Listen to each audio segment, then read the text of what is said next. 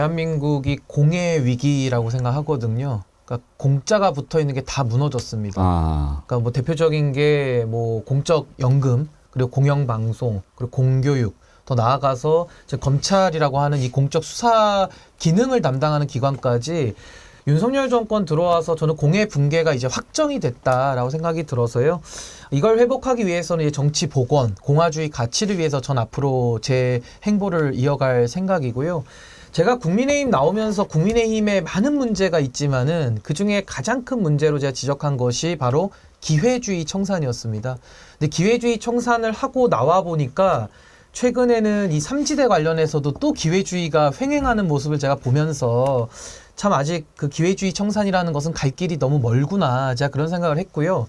윤석열이라고 하는 이 대통령, 저는 역사에 전무후무하고 앞으로 영원히 나와서는 안 될 저는 정권이라고 보는데, 이 정권을 만든 데에는 뭐 저도 책임이 있습니다. 그래서 저도 이번 총선 가운데 평가를 받을 거고요. 저는 만약에 이번에 제가 쉼으로써 책임을 다할 수 있다 그러면은 쉴 각오까지 는 하고 있습니다. 근데 윤석열 대통령을 탄생시킨 세력을 보면 결국에는 윤석열 대통령, 그리고 검사들, 그리고 한동훈 위원장, 그리고 이준석 대표, 전 이렇게 윤석열 정권을 만든 사람들에 대해서 저는 이번에 엄중하게 책임을 일단 먼저 묻고, 그 다음에 운동권, 기득권도 저는 청산을 그 다음 했으면 좋겠거든요. 그래서 저는 이 기회주의라고 하는 정말로 대한민국 정치에 아직도 뿌리 내리고 있는 이 깊숙한 암덩어리를 전 이번 기회에 국민들께서는 반드시 뿌리 뽑아 주셔야 된다. 저도 그 대열에는 저도 함께 하겠다는 말씀 꼭 드리고 싶습니다.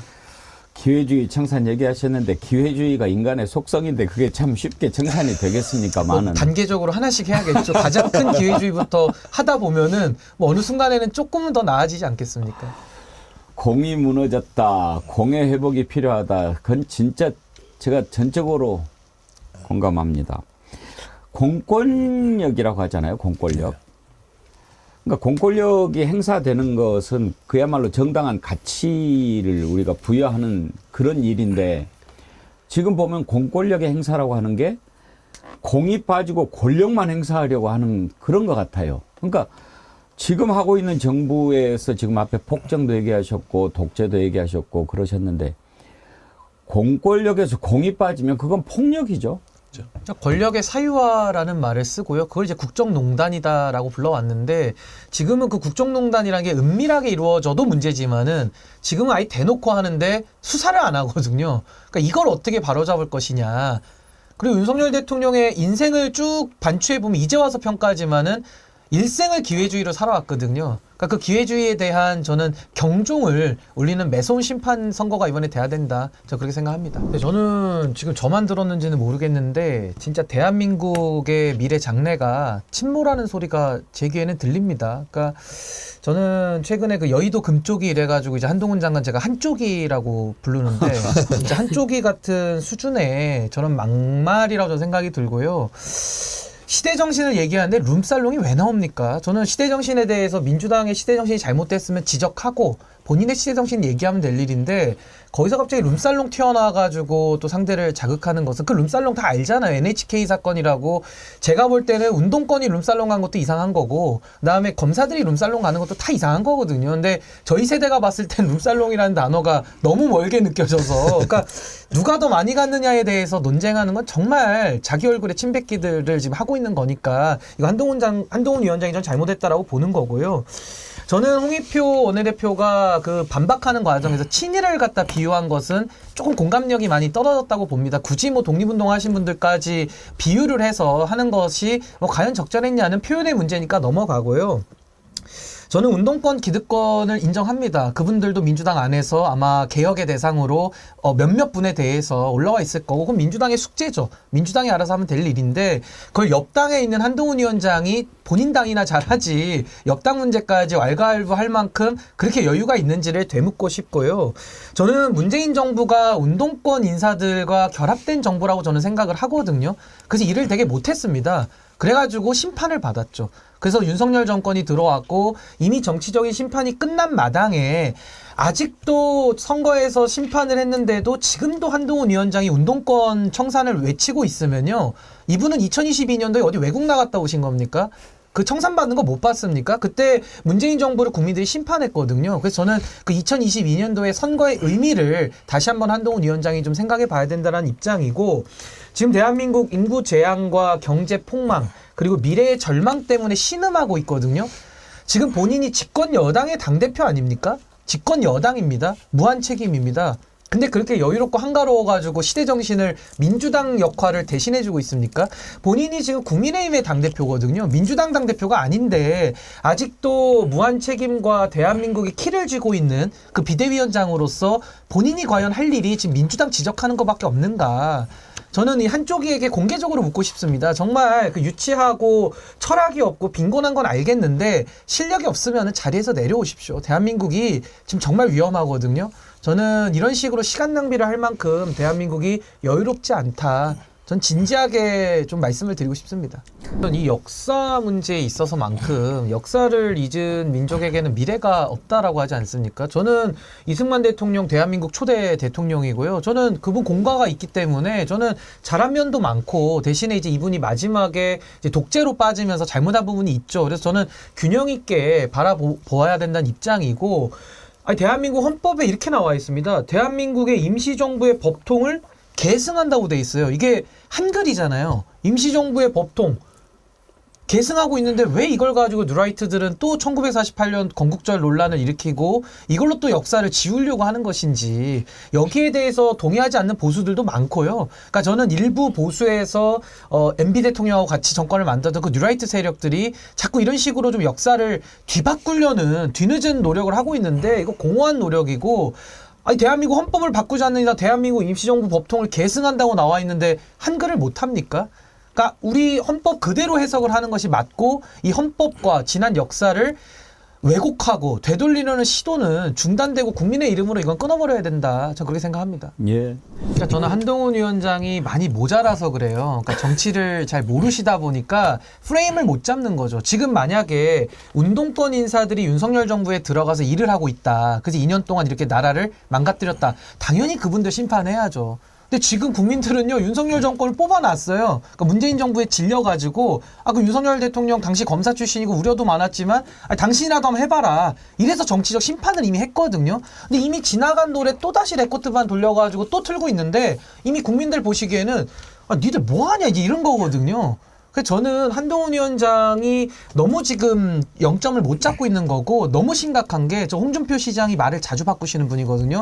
저분이 왜 저런 말씀하는지 알죠. 내부에서 한동훈 위원장을 견제하기 위해서 이제 저렇게 하시는 건데, 홍준표가 옳아 보일 때는 여당이 위기인 겁니다. 제가 볼 때는. 근데 지금 홍준표 시장만 제가 동의 거의 못 하는데, 지금 나온 말씀은 뭐 자꾸 하나 뺄 게 없을 만큼 아주 옳은 말씀하셨거든요. 이것은 바로 정치를 모르는 한동훈 위원장이 엄청난 지금 위기를 맞이하고 있는 것이다. 저는 이렇게 말씀드리고 싶습니다. 저도 요 하나만 더 제가 짚고 싶은데요. 운동권 이래서 지금 집단을 싸잡아가지고 청산론을 얘기하잖아요. 이게 말이 맞지 않는 게, 저도 변호사 일을 하고 있지만 변호사들 중에서도 사고 치는 변호사 많거든요. 근데 그 사람 하나 때문에 모든 변호사들을 다 청산하자 이럴 수는 없는 겁니다. 예. 검사도 마찬가지죠.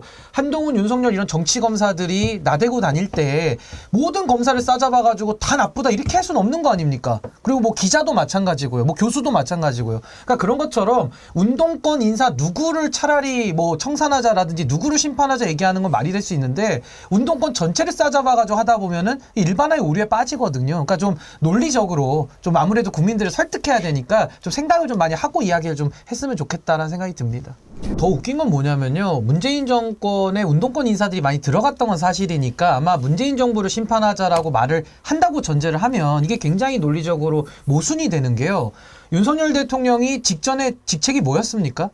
그 운동권 정부에서 본인이 서울중앙지검장하고 검찰총장까지 지냈거든요. 한동훈 위원장도 당시에 서울중앙지검 3차장 검사하고 반부패부장까지 지낸 사람이에요. 그렇다면 문재인 정부 심판하자 이러면은 자기가 자기를 지금 심판하자고 하는 것인지 논리 모순에 빠지거든요. 그래서 저는 이 부분에 대해서도 자꾸 운동권을 심판하자라는 것은 아마 그 국민의힘의 지지자들에 대한 아마 지지자들 단결하기 위한 하나의 구호 아니냐, 이렇게 봅니다. 민건님께서 중요한 부분 짚으셨다고 보는 게, 이분들이 자꾸 프레임 전환을 많이 시도해요. 그러니까 지금도 검찰 독재 심판 나오니까 보니까 어거지로 지금 운동권 끌어내가지고 심판으로 물타기 하는데 그 명품백 사건에서도 명품백 수수한 본질을 놔두고 자꾸 몰카로 프레임 전환하잖아요. 그걸 바이든 날리면 때도 대통령이 욕한 게 문제인데 그걸 MBC가 왜 찍었냐 이걸 가지고 시비를 걸기 때문에 이분들 전형적인 수법 아니냐 저 그런 생각이 듭니다. 뭐 녹화 찍어가지고 방영할지는 모르겠는데 아니 저는 이번에 총선 앞두고 많이 혼란스러우실 것 같아요. 왜냐하면 한동훈 위원장 저렇게 물타기 하고 하니까요. 근데 저는요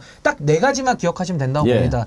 이태원 참사 유가족들을 한번 생각해 주시고요. 그리고 최수근 상병의 희생에 따른 박정훈 대령에 대한 수사 외압, 그리고 양평땅에 대한 고속도로 노선 변경, 그리고 명품백 수수, 이것만 딱 떠올려도 답이 그냥 딱 나오는 거기 때문에 저는 국민들께서 아무리 프레임 전환을 시도해도 본질을 보시고 계시다. 저 그렇게 생각합니다. 저는 대통령이 음주 가무 좋아하시잖아요. 뭐 춤까지 잘 추시는지는 제가 확인은 못했습니다만 노래까지 좋아하는 건 확인이 됐습니다. 이번에도 뮤지컬 이상한 거 하나 찍어가지고 국민들 속을 더 불난집에 기름을 부으셨는데 저는 이렇게 생각합니다. 그 명품백에서도 본질은 뇌물 받은 거가 포착된 거 아닙니까? 근데 거기에 대해서 백이 파란색이냐 무슨 색이냐 파우치냐 이거 가지고 논쟁할 시간이 없고요. 아마 이분들은 제가 참 나쁘다고 보는 게 이제 그 카메라 뭐로 찍었냐 그 카메라 기종 가지고 또 논쟁 붙일 사람들이에요. 제가 가만히 보면. 그러니까 어떤 카메라로 찍었냐 뭐로 했냐지 그게 본질이 아니라 대통령의 영부인이라는 사람이 뇌물을 받아먹고 있는 장면이 지금 찍혀서 나왔는데 이 본질을 지금 풀고 있지 않은 대통령의 직무유기거든요. 그러니까 이 본질을 자꾸 희석시키기 위해서 엉뚱한 논쟁을 붙이는 데는 아주 도사급이기 때문에 우리 국민 여러분들께서 물론 혼란스러우시겠지만은 본질을 더 보는 식으로 가서 해야지 올바르게 심판과 응징이 가능하다. 저 그렇게 생각합니다. 대통령이 아니요. 대통령이 나사가 풀린 게 아니라 지금 대통령 나사가 뽑혀 있거든요. 이거 가만히 놔둬서는 안 됩니다. 이거 지금 모든 문제 이체양명의 핵심은 윤석열 대통령입니다. 윤석열 대통령 응징하고 심판하는 게 이번 총선에는 가장 중요하다. 이 말씀만 꼭 기억하시면 좋겠습니다. 알겠습니다. 저는 어떻게 대통령이라는 사람이 평생을 수사했고 기업 뇌물, 뭐 정치인 뇌물 다 수사한 분 아닙니까?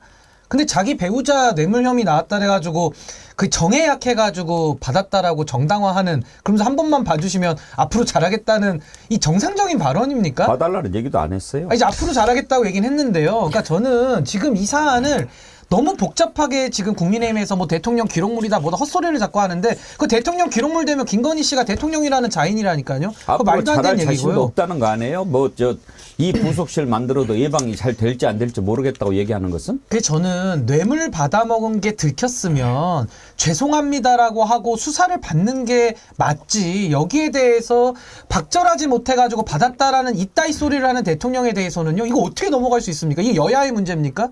이게 무슨 뭐 보수 진보의 문제입니까? 범죄의 문제 앞에 여야가 어디 있고 보수 진보가 어디 있습니까? 지금 이승만 대통령이 받았다는 얘기 아니었어요? 근데 저는 이 이체양명에 대해서 우리가 그러면은 여기에 대해서는 총선에 심판하는 것밖에 현재로서는 할 수 있는 게 없고요. 그 다음에 총선 이후에 이 명품백 사건에 대해 이 뇌물 사건에 대해서는 당연히 특검을 해가지고 처벌을 해야 되는 겁니다. 이거 제가 법적으로 설명드려요. 제가 지금 얘기를 들으면서도 참 마음에 이 분통이 터져가지고 제가 주체가 안 되는데 먼저 첫 번째 대통령 기록물이 아니라니까요. 그러니까 대통령 기록물이니까 어디다 갖다 놨고 절차가 이걸 따지면 안 됩니다. 이 대통령 기록물이 아니에요.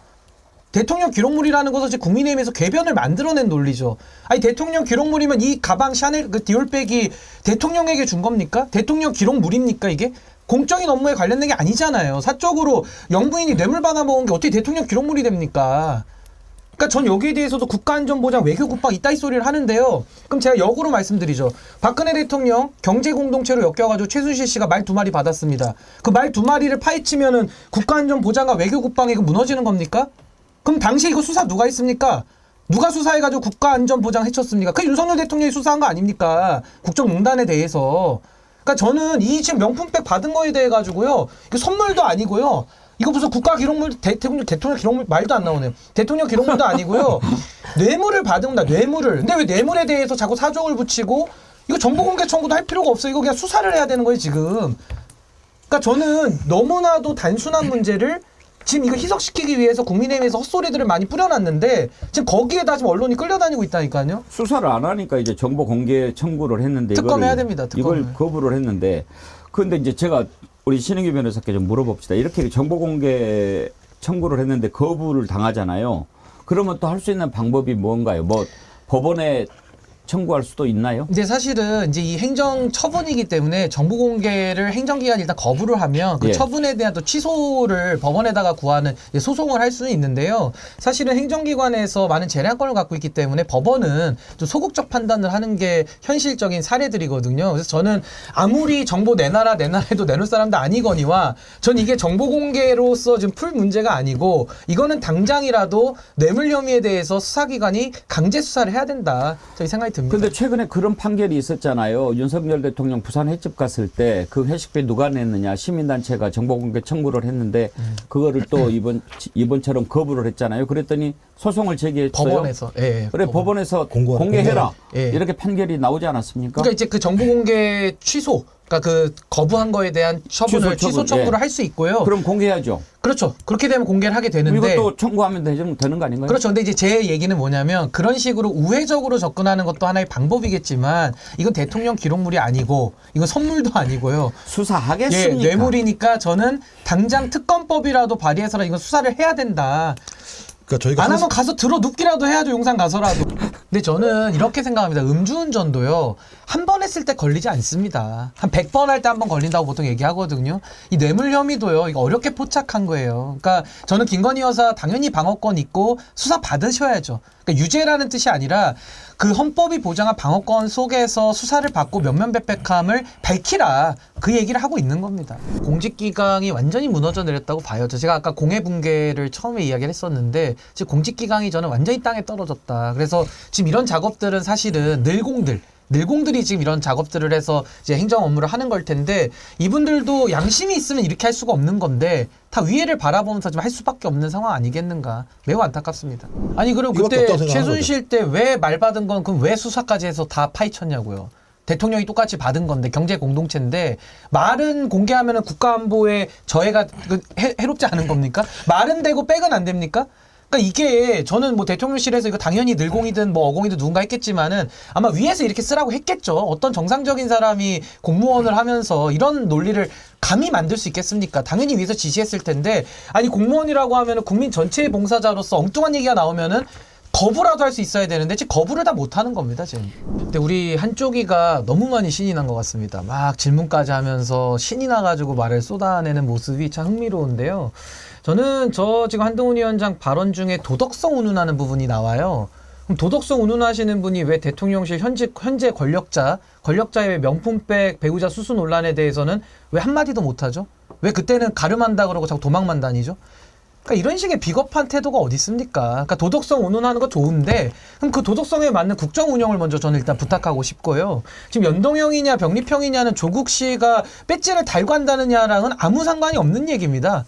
그러니까 조국 전 장관이 뭐 병립형으로 하더라도 뭐 민주당 들어와서 배지 달면 되잖아요. 그러니까 이거 아무 연관성이 없는 걸 갖다가 아주 흥분해가지고 설명을 우리 한쪽이가 좀 이상하게 하는 것 같고 저는 조국 전 장관에 대해서는 이게 문제의 핵심인 것 같아요. 결국에는 이분이 윤석열 정권에 대해서 그 탄생의 책임이 있죠. 결국에는 서울중앙지검장을 발탁을 해서 윤석열 대통령을 이제 검찰총장까지 올렸기 때문에 거기에 대한 책임을 좀 먼저 지적하고 싶은 것이고 일단 법원에서 실형 2년이 나왔기 때문에 거기에 따른 저는 책임은 져야 된다. 그래서 저 조국 전 장관이 이걸 정치투쟁으로 푸는 것은 매우 바람직하지 못하다라는 입장이고 마지막으로 저는 국민의힘에서 탈당해서 총선에 나가게 되면 제가 출마를 하면은 저는 정권 심판에 도움이 되는 출마입니다. 왜냐하면 국민의힘의 지지자들이 저를 지지할 거기 때문에 거기에 대해서 표가 분산이 되면서 집권 여당이 심판을 받는 효과가 있지만은 조국 전 장관의 신당 추진과 출마는 반대로 정권을 심판하겠다라는 민주당과 범야권의 표가 분산이 되는 거거든요. 그래서 그런 차원에서는 지금 이 시기에 지금 윤석열 정권에 대한 심판 여론이 높은 이 시기에 조국 전 장관이 본인의 한풀이를 위해서 당을 만드는 것은 아까 우리가 많이 이야기한 그 시대 정신과도 매우 이건 역행하는 일이다. 전 그렇게 생각합니다. 저는 아까도 말씀드렸다시피 지금 윤석열 정권에 대한 심판 여론이 어느 때보다 필요한 높은 시기인데 지금 그 범야권 표가 조국 전 장관의 출마로 인해서 분산되는 거는 부인할 수 없는 사실인 것 같습니다. 왜냐하면 국민의힘 지지자들이나 현 정권의 우호적인 사람들은 조국 전 장관을 아예 찍을 수가 없는 분들이거든요. 그렇다면 정권 심판이라는 관점에서 볼 때는 전 조국 전 장관이 추진한 이 신당은 의미도 없고 오히려 정권 심판의 대열에서는 큰 장애가 된다. 전 그렇게 생각하고요. 굳이 정치를 하고 싶으시면 대법원에서 무죄 받으시고 그 이후에 지방선거부터 전 정치하시기를 권해드립니다. 그리고 하나만 더 제가 추가만 짧게 하면요. 지금 조국 전 신당 문제도 있지만은 이 개혁신당도 보수로 출발했지만 지금 다 민주당의 원내의원들이 나오면서 사실상 이제 민주당으로 인식을 하고 있거든요. 그래서 보수정당 이름도 안 쓰겠다고 했기 때문에 이제 보수 쪽에서 개혁신당을 찍을 표도 이제 많이 없습니다. 그렇다면 그 개혁신당까지도 범야권의 표를 또 분산이 들어가는 거거든요. 이것까지 종합적으로 고려한다면은 조국 전 장관의 신당 추진은 조금 더 신중해야 되지 않는가 그런 생각이 듭니다.